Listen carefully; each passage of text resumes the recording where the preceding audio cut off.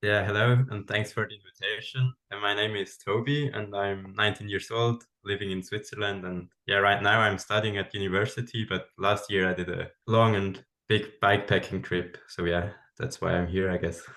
Wonderful.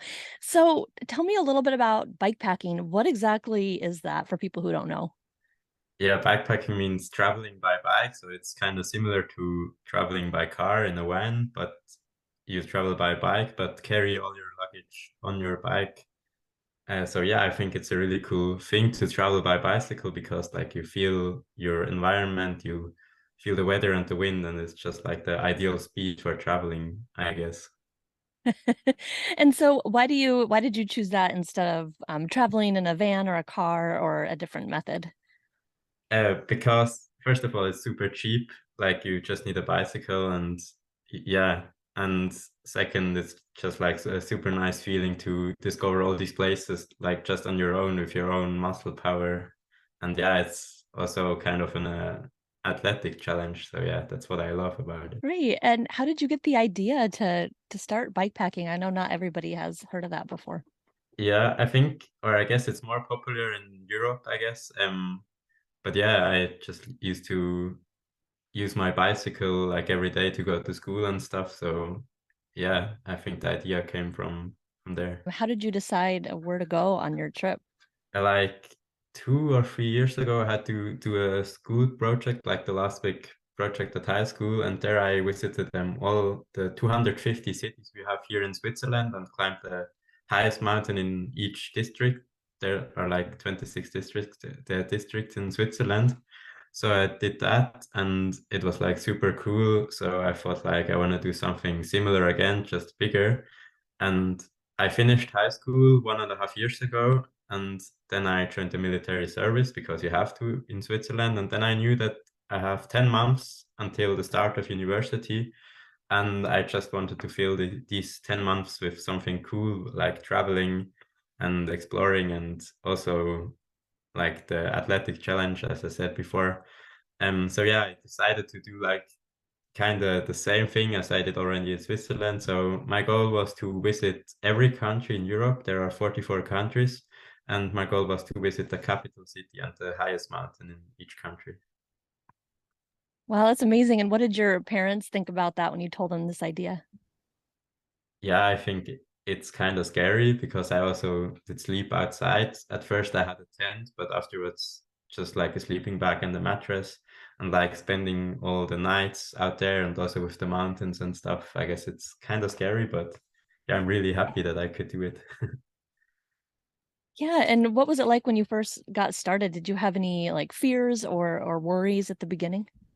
Yeah, of course, like tons of fears, but not just at the beginning, like all the time.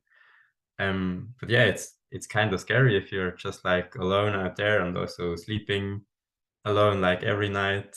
And yeah, but it was also like emotional. Like I'm 19 years old, and there were times where there are just things you would prefer other than like cycling in the rain every day and sleeping on the floor somewhere. Um, Yeah, a big fear of mine were dogs, like wild dogs, in especially in Eastern Europe. I had many. But yeah, I think in the end, the fears are the thing that make such a project like really cool and adventurous. Yeah, and so you mentioned you were worried about wild dogs. Tell me a little bit about your experience with that. Like it was really my biggest fear, and at some part, like it started like in Romania, but then also in Turkey and Greece and all the Balkan states. There were like so many wild dogs every day, everywhere. Sometimes also at night. That was super scary because, as I said, I just had an inflatable mattress and a sleeping bag. So we are like really exposed. But yeah, I had dogs like every day, but I was always faster, except for once in Albania. There were like sheep herd dogs. They were huge, protecting the sheep, and they did run after me and also bite me, and it was like super scary and super painful. Oh man, so you had to mostly just ride your bike really fast to try to get away. Yeah, yeah, exactly. Well, that sounds frightening. So, what was it like just sleeping out with, your mattress and your sleeping bag without a tent? Did you have bugs or what was that like? Like at first, I had a tent because I started in Switzerland in November, and then I went down to Spain and Portugal and Italy and came back home for Christmas. And I just realized that I don't really need the tent, so I decided to, yeah, just leave it at home. And without the tent, for me, it worked quite well actually, because you can protect yourself from the weather quite easily because my advantage was that I didn't sleep too much. Like I went sleeping at around midnight and left again like at 6 in the morning. So in between there, you can sleep basically everywhere. So sometimes I just slept in a bus stop or did some yeah, just places like this where it's dry. Um, and yeah, it's just adventurous if you sleep like directly under the endless sky of stars, and it's just so peaceful. Yeah, and so where did you typically find places to, sleep?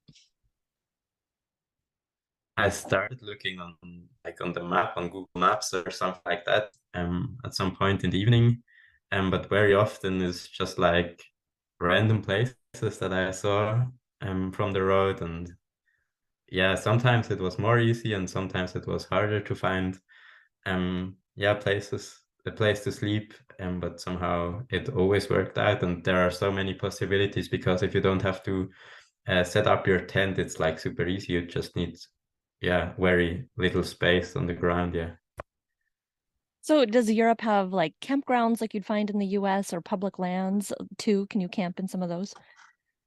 Yeah, you can, but it costs not much, but it costs like every day. So I most of the time just did wild camp. I don't know if that's a thing in US as well, just camp anywhere. In many countries, it's actually not allowed.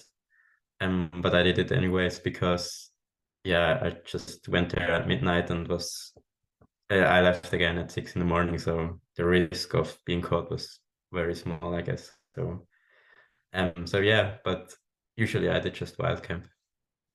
Yeah, and I saw some of your photos were at, in the mountains and mountain peaks and stuff. Did you actually bike up there, or would you leave your bike and hike to those destinations?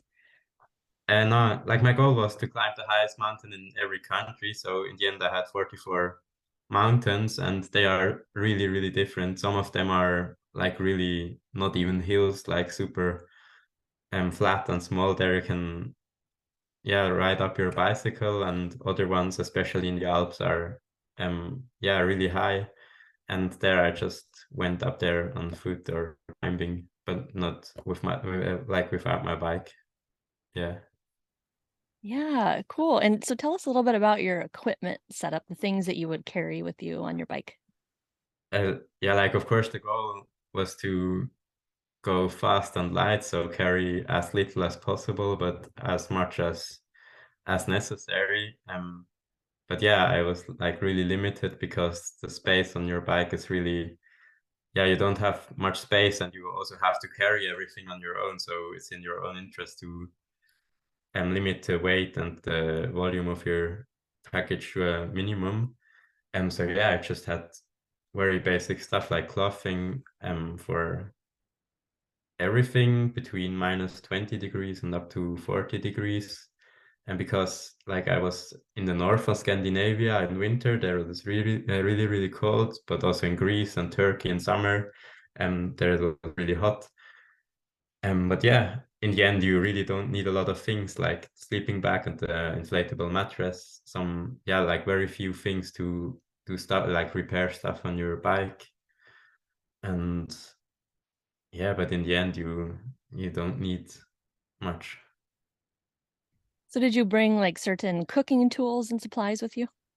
And no, actually not, because it was kind of too heavy for me. So I just used to buy food in supermarkets, and once per day I went to a really cheap restaurant usually, but not because of the foods mainly, but more because of electricity. So I could charge like my phone and power bank and camera and everything. Yeah. Yeah, yeah, cool. So, and you would bring just snacks on the road with you that didn't require cooking? Yeah, yeah, like bread or whatever. And I did eat tons of sweets like chocolate and cookies. Yeah, like super much. But yeah. Cool. And so how about the water? Where did you find your drinking water? Did you carry that with you? How did that work? Yeah, I had bottles on the bicycle, but in Europe it's actually quite easy to find water, always depending on the country, of course, and on the weather. But in general, I had like a maximum of 2 liters with me usually, and that was totally enough to get to the next source of water. Cool. And tell me a little bit about your route. Like, what types of terrain were you riding on and what was that like? Like, I think the coolest or a really cool thing about my goal with the capital city and the highest mountain is that you automatically see like many things of a country because you have the urban regions around the capital city, but also like the wild like mountain regions, and that's really cool. So I started in Switzerland and went down to Spain and Portugal and Italy and came back home. And then I did like Great Britain and Ireland and everything there, Scotland.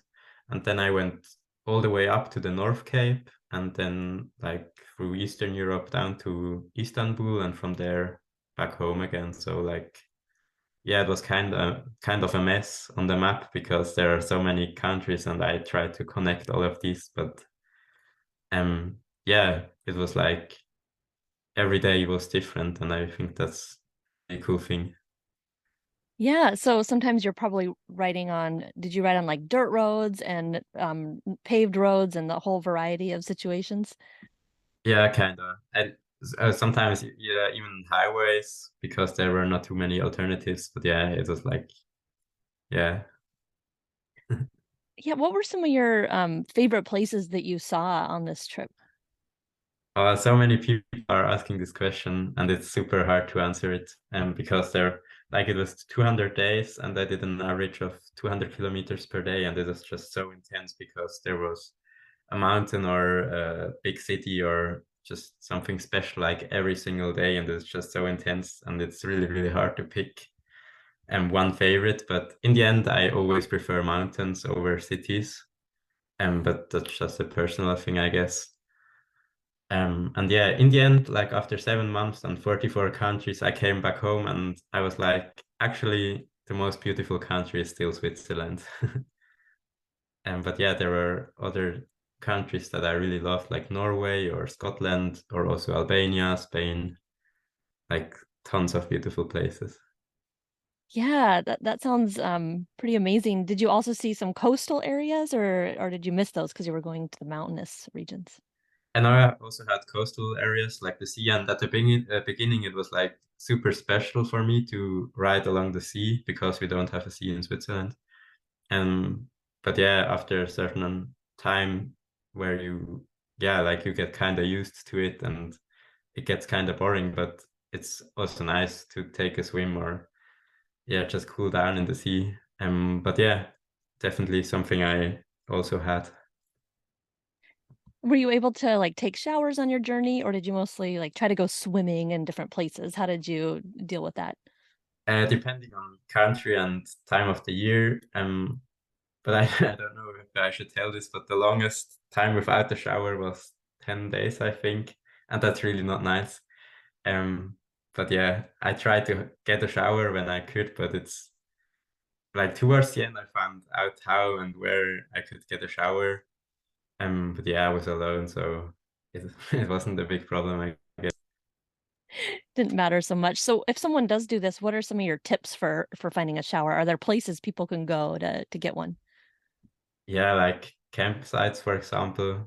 I mean, you don't have to sleep there if you don't want to, but you can use the infrastructure if you ask, or you can also ask in a hotel, for example, if you can just use the shower, or also like public um infrastructure or schools or something like that. If you are not shy, you can ask like anywhere, and I think it's not too hard to find a place where you can shower. And the same with places to sleep. If you are not shy enough and if you want to, you can get invited basically every night, I guess, if you ask. People are very open and very friendly and very helpful usually. Like people might invite you to spend the night in their yard or something or on their property. Has that ever happened? Yeah, that happened a few times. And if I asked, they usually really said yes, but usually I was too shy to just ask if I could sleep in their garden or whatever. But yeah, it happened quite a few times, especially in the south of Europe. The people there are really open and really friendly. So yeah, that was really cool. And did you use any apps or anything to find campsites, or what did you use on your route? No, not any special things. Like I use Google Maps to find like infrastructure and restaurants and stuff, and I planned my route on a, I don't even know how the app is called. It's not so popular, like from Czech Republic, is the app. But yeah, I really didn't use any special things. You just sort of planned out where you wanted to go in advance, or did you do it as you rode your bike, like planning the next day? I planned like the whole thing a little bit in advance, like the capital city and the mountain. Um, yeah, because it's pretty complicated to like connect all these things. But in the end, it was kind of spontaneous, and also like every day, I didn't set myself a goal, how far I want to ride every day. I just knew that I have to like ride an average of around 200 kilometers per day in order to be back home on time for university. But in the end, I was kind of spontaneous. Yeah, and yeah, 200 kilometers per day is pretty far. How did you feel after each day, and what was that like? Yeah, like I'm actually in the Swiss national team in mountain running, so I think yeah, that's a big advantage. But of course, it's a struggle, especially in the beginning, because 200 kilometers is really far. It's like I don't know, 10 hours of riding straight every day. Yeah, but at some point you just get used to it, and the body yeah just gets used to it, and from there on it's possible. Did you take days off, like breaks to relax sometimes? Yeah, in total, had 2 days without riding. But yeah, like no real rest days because in the end I was just too curious. Also, like I always wanted to go further and explore new places like every day. And yeah, I just pushed through it. That's pretty intense to do the 10 hours for it was 10 months, right? Yeah, no, in the end it was 7 months, because I was faster than expected. But yeah, it was really intense. Like, and also like so many new places, and like every evening you have to find a spot where you can sleep and everything. So yeah, in the end it was super intense. Did you find people along the way that were also bike packing? Like, did you find friends when you were doing this?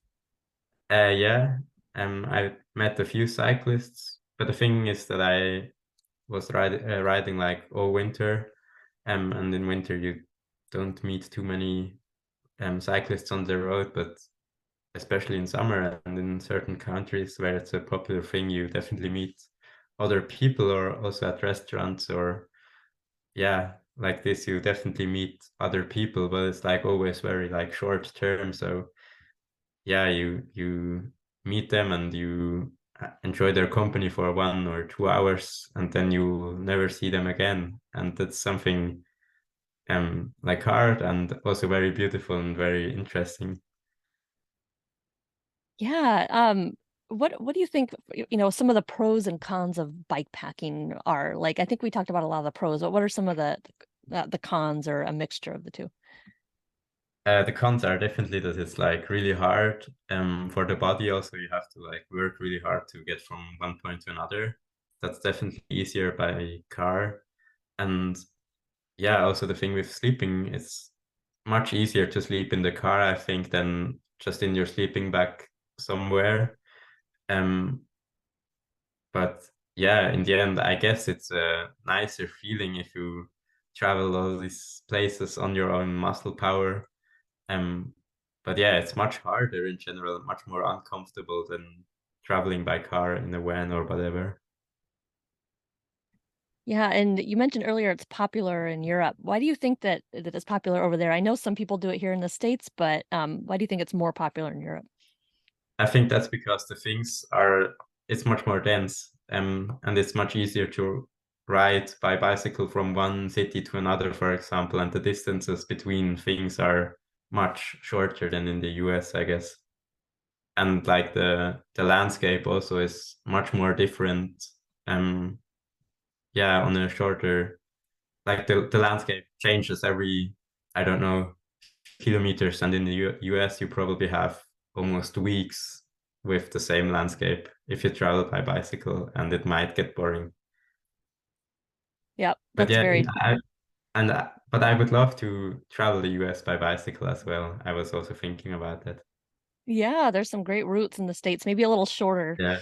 so you don't have to ride through such endless, boring terrain, but there's some good spots in the US, I think. So Yeah, I that's think so great. too.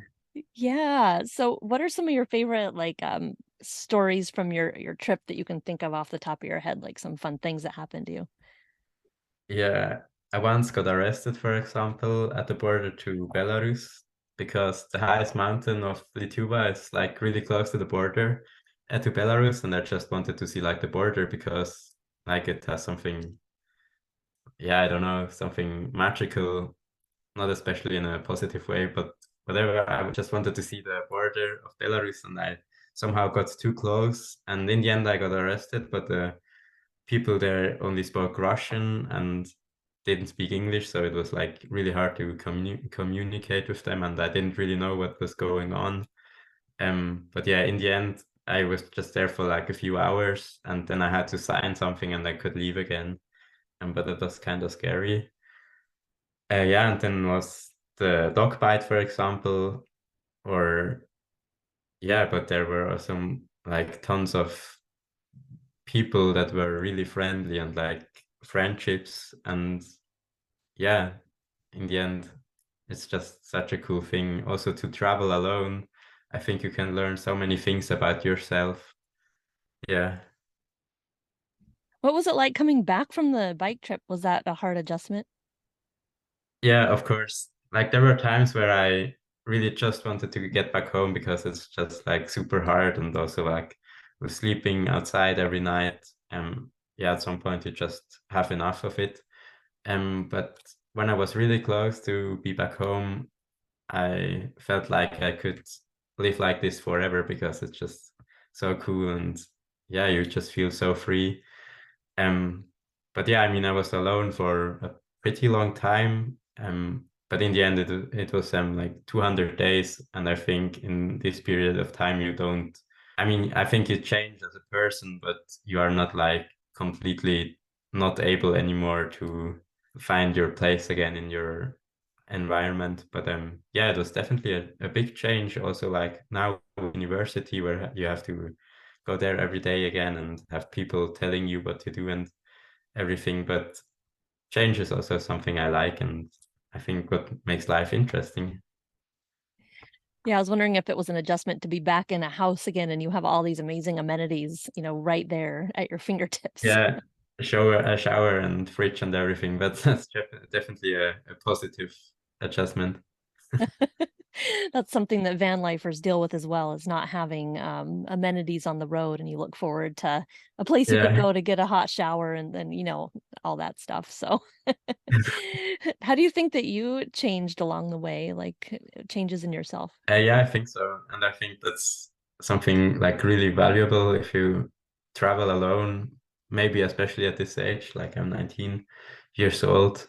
Um, yeah, but I think it's hard to realize it yourself, how you changed and what exactly did change. But I think, yeah, I'm like really grateful for everything. And I also have a like really different point of view now, like because I met so many people from different cultures, and yeah, that are just having such a different life from what I know. I'm from Switzerland, but yeah, I think I definitely did change as a person, but just in a positive way, I guess. Good. What do you think you're going to do next when it comes to minimalistic lifestyle, or what kind of trips do you have planned? Yeah, like as I said, right now I'm studying at university, so like my time is a bit limited right now, but I'm going to the mountains. I mean, I live basically in the mountains, like I'm doing stuff there like every day. But just like some shorter trips, sometimes also like camping somewhere in the mountains for one night. But yeah, I can definitely imagine like doing something bigger again in a similar style because I really liked this thing with the highest mountain and the capital city. So another continent would be really interesting, or yeah, something like that. Or also van life, like traveling by car, is something I really want to do, or want to try out someday. So yeah, there are definitely many ideas. Cool. And what advice do you have if anyone wants to try backpacking and bike packing in Europe? What should they start with? Yeah, I think it's important not just for bikepacking, but also for van life or backpacking or whatever, like to just start and be brave enough to just try it, and yeah, that it's okay to know that it's okay to fail. Um, but yeah, that's just important to go out there and try something, and yeah, just have a good time. So did you post your route online anywhere if people wanted to look at a map of where you went? Yeah, I was pretty active on Instagram, and there are pretty much all the pictures and videos still there online, and I have an own website, like just my name, like Tobias point dot Renggli point ch. So yeah. Cool. Yeah, your photography on Instagram is just stunning. Did you take photography classes first, or did you just learn that on your own? No, unfortunately not, and that's something I regret a little bit because yeah, like I got into photography just like the past few months since I'm back, kinda. So I had a camera with me, but I didn't know too well how to use it, and that's something that yeah, that I regret a little bit. But yeah, something I want to change for next trips, definitely. But yeah, thanks. Yeah. Do you have any other advice or anything else you'd like to share about your bike packing journey? No, actually not. As I said, I think it's just important to just do it and just try it and be brave enough to try it. But if anyone has like other questions, they yeah, just feel free to reach out on Instagram or wherever. Awesome. Well, we'll definitely have a link to your Instagram so people can go find you. And thanks so much for coming on and talking about your adventure. It sounds amazing. Yeah, thank you.